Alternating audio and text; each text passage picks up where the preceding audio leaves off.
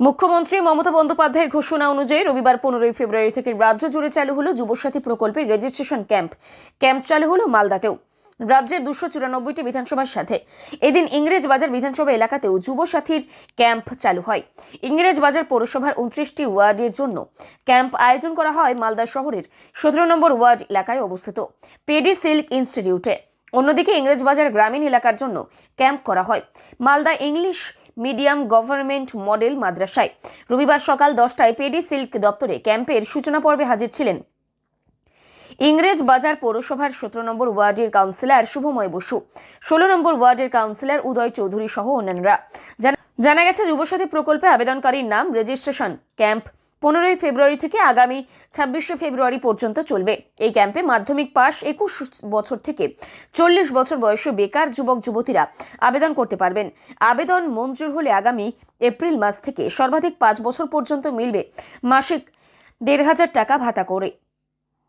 যুগান্তকারী পদক্ষেপ মাননীয় মুখ্যমন্ত্রী মমতা বন্দ্যোপাধ্যায়ের অনুপ্রেরণায় যেটা বাজেটে ঘোষণা হয়েছিল 15 আগস্ট চালু হবে, কিন্তু তিনি ঘোষণা করলেন যে 1 এপ্রিল থেকে চালু করবেন।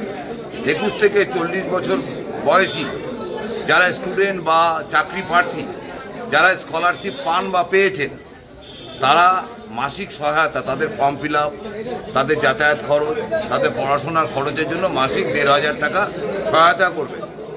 সেটা এপ্রিল মাস থেকে চালু হতে চলেছে। ইংরেজবাজার শহরে 29টা ওয়ার্ডের পেডি silk reeling institute Bihani petrol পাম্পের সামনে আজকে এই ক্যাম্প চালু হলো। এক্সিকিউটিভ অফিসার ছিলেন, আমাদের উদয় চৌধুরী ছিলেন, তাদের উপস্থিতিতে আজকে এই ক্যাম্প চালু হলো।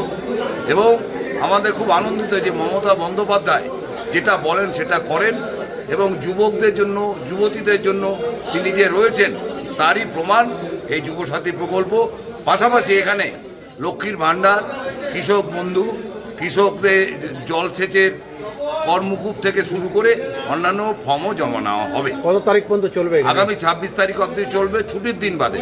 কিন্তু আজকে শিবরাত্রি থাকা সত্ত্বেও, ছুটি থাকা সত্ত্বেও যেহেতু